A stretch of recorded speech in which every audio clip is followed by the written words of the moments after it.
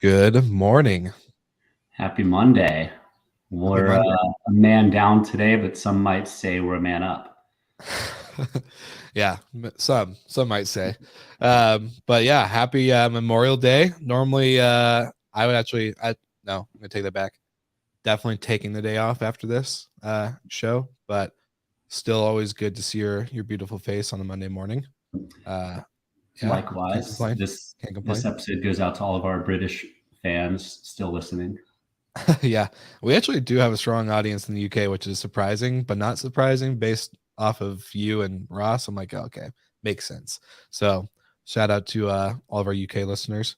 Um, but yeah, exciting episode. I think is going to be very interesting going into the economics that we're kind of in right now of travel and of course inflation and everything else. But dude, last week was really good. We had a really good guest. So anyone listening to this episode right now should definitely go back a week, listen to the episode with Hector Hughes, who is one of the co-founders of Unplugged out in London or somewhere out there. You met him in person, so He's I'll in let you take London, that part. yes. Yeah, London, What's up, cool. Hector? I love it. Well, yeah, so good episode. It was a good reminder, I think, throughout the week. Now, this week, jumping into, of course, like all these topics that are commonly talked about on the show. But Michael, your background's different this week. So where are you at? Where are you at these days? I'm in North Carolina at the moment. Had a family wedding last weekend and have another family wedding next weekend, also in North Carolina. So just staying up here for the week because an 8-hour drive with a 3-year-old is not something we want to do multiple times in a week. Yeah. No, thank you. Sounds horrible. But shout out to Ollie because we like Ollie. That's my boy. Um, that's a And boy. shout out to Steve Turk, Biscayne Yes. Coffee. Yes, I was just getting to that. You're ahead of it. I love Beat it. you to it. Uh, well, this episode is brought to you by our friends at Biscayne Coffee, based out in Miami. Shout out to Steve Turk, like you said, for hooking us up with some awesome coffee that has an awesome cause behind it. So not only do you get 10% off if you use our code Good Morning, but 10% also gets donated to nonprofit organizations that are there helping keep the Biscayne Bay clean and keeping the wildlife sustainable there. It's a really good mission and just proud to support it with a good cup of coffee every Monday. So can't complain. What better way to wake up? Seriously. With not Folgers in your cup, it's Biscayne. Hi, Julie. Julie, you're in Julie Atlanta, George. my She hometown. is. I happen to not be there, so sorry we missed you this week. Tell Ruben and everyone we say hi. And I saw that while you're in Atlanta, you guys maybe had a hospitable host launch party, which is awesome. So if you haven't heard of the hospitable host book, it's a book with like I wouldn't say hundreds, but I would say a lot of authors that have all written their own chapter based on how they got into the short-term rental industry, how hospitality has impacted their life, and they just get to share awesome stories. So really good book. HFM is proud to be a sponsor of the book. And again, shout out to Julie George and everyone that's co-authored with her on that. All right, enough with the shout outs today, man. We just got a bunch of fans to shout out to, a lot of people that we love and show love to. But I think it's time for What's with the Noise. Are you ready for some noise making, Mr. Michael Golden? Let's do it. What's out there? Let's do it.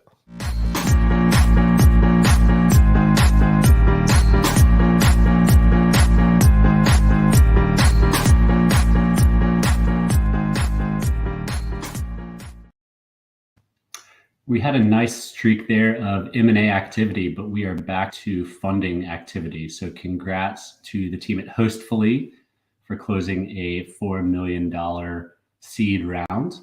And also congrats to the team at Ease for closing a $1.1 million seed round.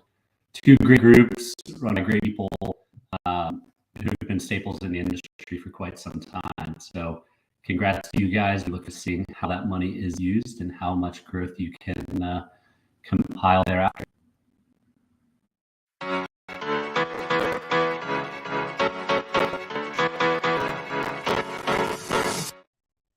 So big shout out to Focuswire for putting on their global pitch competition. And so 18 startups are moving forward to the next round. And of course, I will link everything in the show notes for the listeners and the watchers that want to see or read about those startups. But we do got to give a big shout out to our good friend Daniel Cruz, who is the CEO and co-founder of Wash B&B, who is actually moving forward. So if you never heard of Wash B&B, they do all things laundry, linen, all that good stuff, and they're just crushing it across the board. And they have advanced and moved their company quite a way since we first talked, and he was just talking about the idea. So really excited, and he was also a guest on Slick Talk, so go check out that episode as well. And let's bring back my co-host Michael Goldin. What up? What up? All right, so there's a lot to dive into. This episode is probably going to be not our normal 30 minutes, because again, I think we cover this weekly, so we're pretty on top of it. But you mentioned M&A, so I find it interesting that we can see kind of like the curve, right? Like we predicted funding was going to be the increase trend, right? We're going to see tons of funding, and we did. And then we saw a lot of acquisitions happen. And now, of course, I think that trend, like you said, is going to happen more. So give us some insight, give us your thought, and we'll take it from there. Yeah. So unless you've been living under a rock, you know that the financial markets are a bit unsteady right now. And the first things that are hit are the public markets. So stock prices nosedive. And then it basically trickles downhill from there. So the next biggest thing is late stage or private equity owned companies, valuations start to nosedive and funding nosedives. And it trickles down Series C, Series B, Series A, down to seed funding. And there's been a number of VCs over the past couple of weeks that have sent out notes to founders advising them to shore up their finances, make sure that they have enough runway to get through the next 2 years. And ultimately, get ready to hunker down and ride out this wave of financial uncertainty. And that's largely in part because VCs aren't going to be able to grab more money from private equity or capital markets because their valuations and cash flow is depressed a little bit. And therefore, right now we can still see some VC activity, but that curve is gonna flatten out a little bit, probably in the next few months as the trickle down from public markets starts to hit the VCs. And what that means for companies is if you don't have 18, 24 months of runway, you're going to be potentially in trouble, which is why we think M&A activity is going to increase over the next year or 2 years. It needs to happen anyway. So to have this kind of event push it along, I think ultimately is okay. But that's kind of the first of the obvious things that will happen as the financial markets get a little bit worse. There's a number of additional aspects that play into travel, which benefit all of us, especially if you play in the luxury segment. Luxury travel has been a little bit suppressed over the past few years, just simply because of COVID. But rich people always travel. It doesn't matter the economic climate; they're always able to fork out a little bit extra money, go into the Ritz in South Beach, or taking their private plane to Europe, whatever it may be. That said, inflation is killing the average traveler, but the average traveler is not slowing down right now, which is an interesting dynamic. I was just going to say the same thing. What? You want to touch on that? Well, I was just going to say, I find that interesting because in COVID, we saw that the luxury market definitely was the sustainable, like still pushing, if not growing, type of sector, whether short-term rentals, hotels, any type of lodging, really. Like luxury was doing just fine. Yeah, they probably took a little bit of a hit in the early weeks, but shortly after they rebounded pretty quick. And then to see that not only is everything getting more expensive, but people are still spending and buying and booking at the same rate when things were a lot cheaper and everyone wanted to fly. You can get a flight to Hawaii for, like, I think I saw a friend of mine get a flight to Hawaii from Washington State from Seattle's airport for like $150 for, like, she was gone for like 2 weeks. Cheap, dirt cheap. Never seen that in my life. But now, like, here we were kind of talking off the record or off recording, going to Nashville next week for the STR Wealth Conference. A Courtyard by Marriott, my one, easy brand to stay with. Like, it's an easy go-to if you're going to go to a city. For 4 nights was $2,200.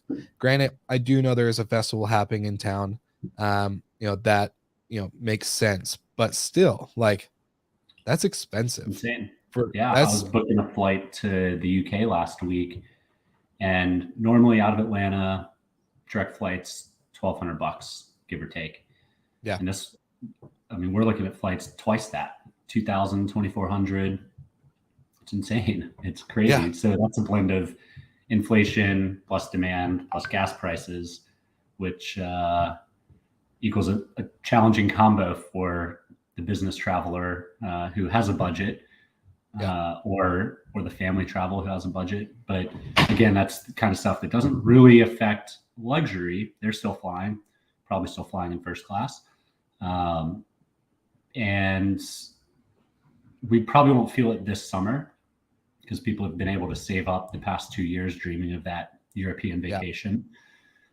But come this fall and next summer, should the economic markets be similar or continue on the path they're on, it might be a pretty heavy hit for years coming.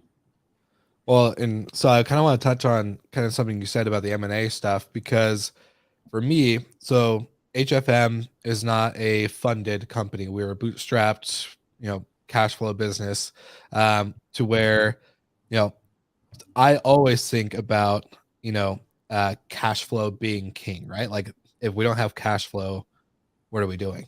And positive cash flow, not just like any cash. So for a VC company or a VC to put in tons of capital, right? Let's say they do 10 million.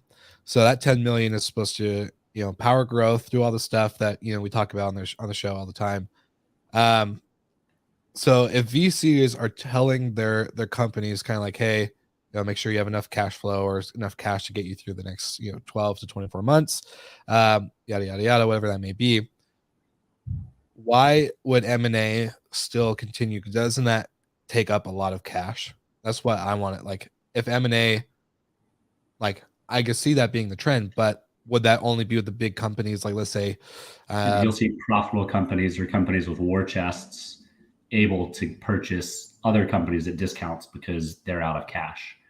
And the whole runway, like, a VC gives you money because you're not going to be profitable until whatever time horizon that's generally agreed upon.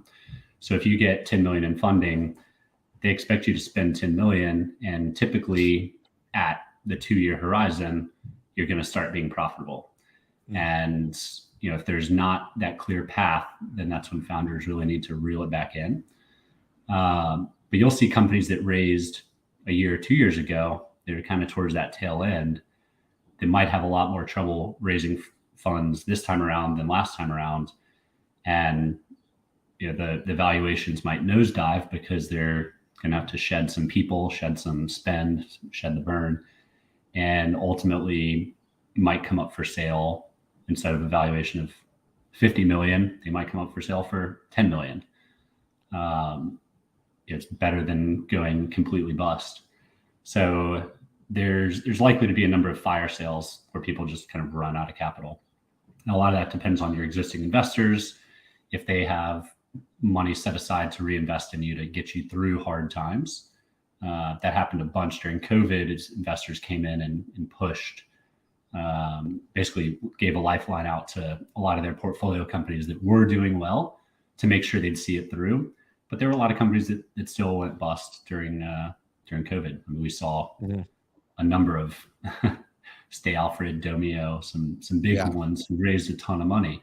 but their path to profitability just wasn't there, and their investors weren't willing to continue to bet on that horse. Yeah. So I guess like from my perspective or point of view, what is, obviously we can't predict it, right? Like we make a lot of predictions on the show where we're like, oh, we're going to predict this is going to be the We've been biggest able to theme in the predict a next. lot of it, Will.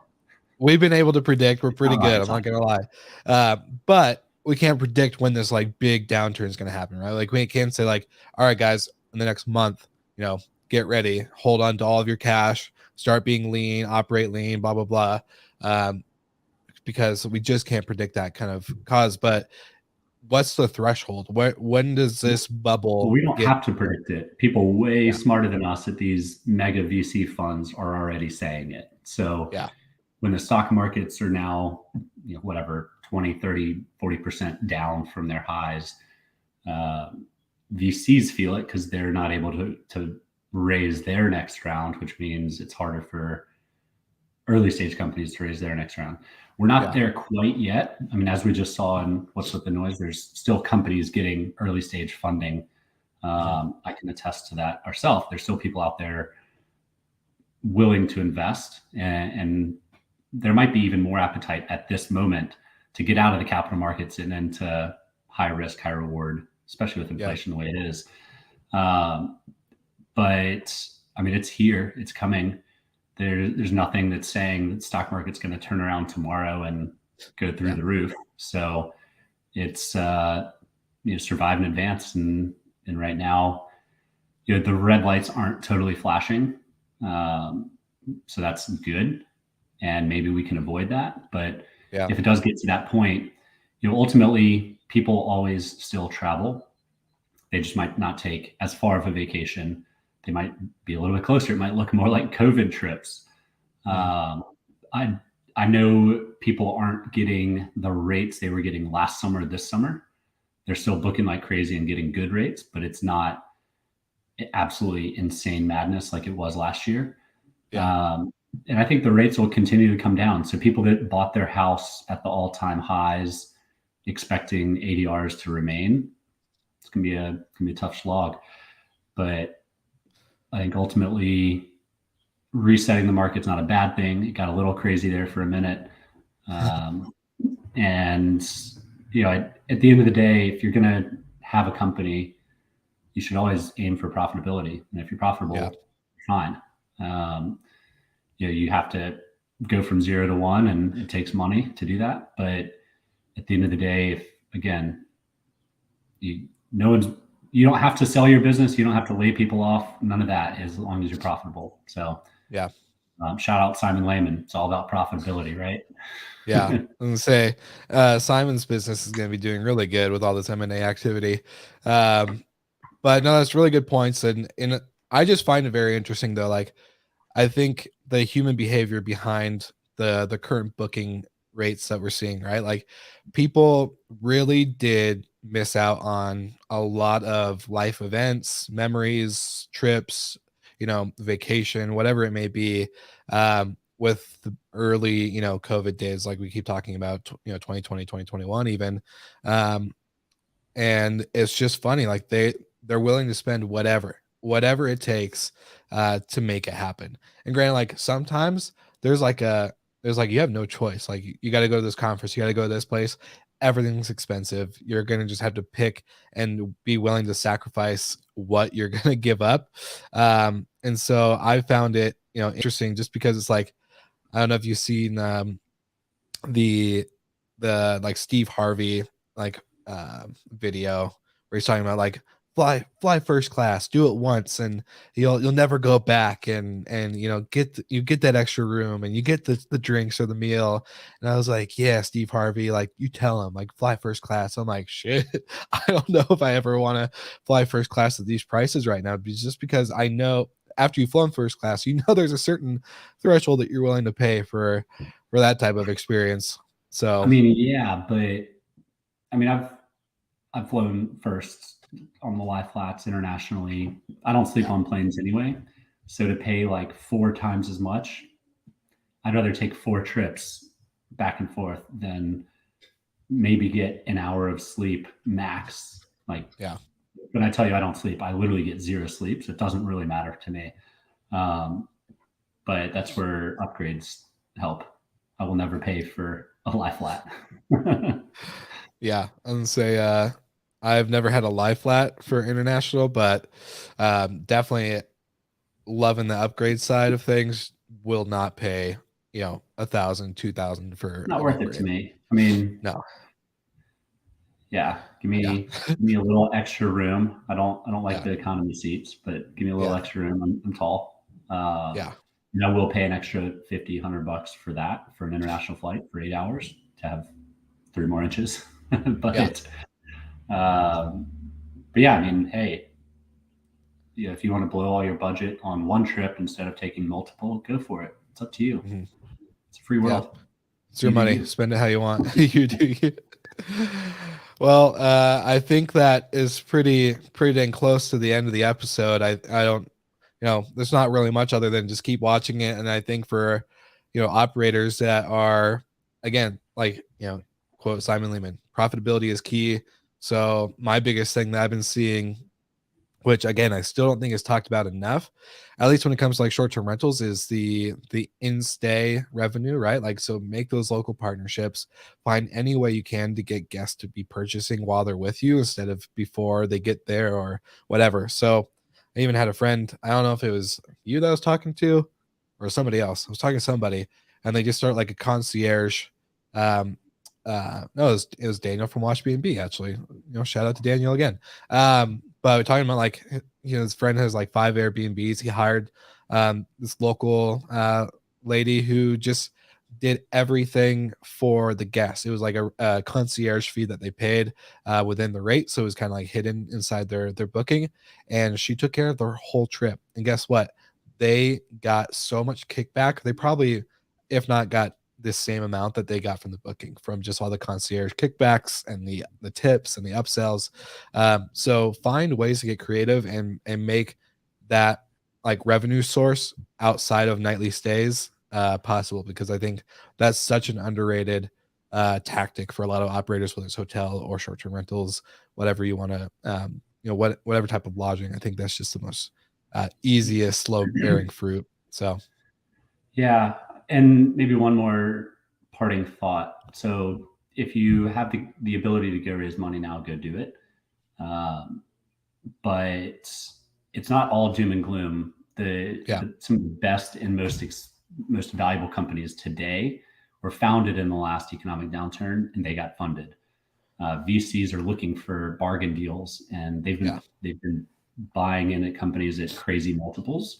So instead of a 16, 20x multiple, they might be able to invest in company at 8 to 10x or possibly even less. But Airbnb was founded during the last economic downturn.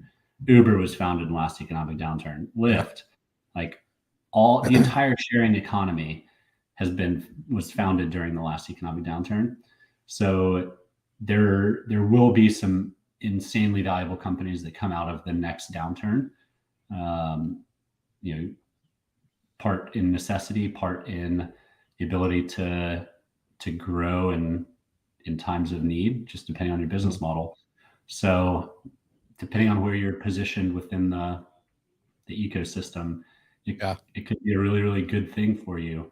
Um, for us at Noise Aware, when the economic downturn happened, the COVID lockdowns happened, people started partying in houses, yeah, and that was a big boost to business for Noiseware.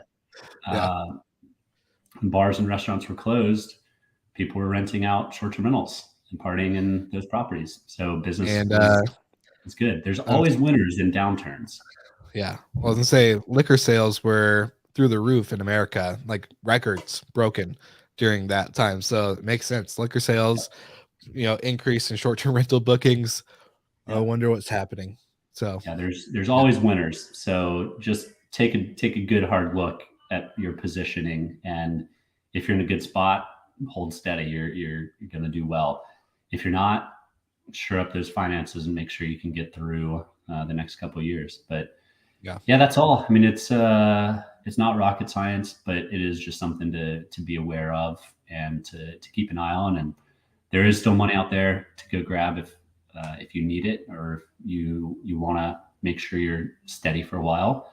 There will be trade-offs on it, but that's all right. It's better to have a less valuable thing that still exists than something that doesn't still exist. Preach. I love it. Well, before we end this episode, do have to give another shout out. I know it's like we should just title this episode shout outs to all our friends, but Mike Shogren, Bill Faith, Julie George, Ruben Kenya, Rachel Gattensburg, like all these people, Noble Crawford, amazing STR operators, educators, and they're hosting the STR Wealth Conference here in Nashville, June 6th to the 8th. And I will be there in person, meeting with tons of our friends and podcasters and sponsors, and of course, operators like yourselves. So definitely worth going to. Jeff, hell yeah, good advice. Good advice, Michael. Good job. But yeah, very excited for that conference. And for anyone who's going to be there, if you're going to be there, hit me up on LinkedIn and we'll make sure to grab a drink. But for now, I think that's it, my friend. I'll let you enjoy the time with the family, and we'll see everyone again next week.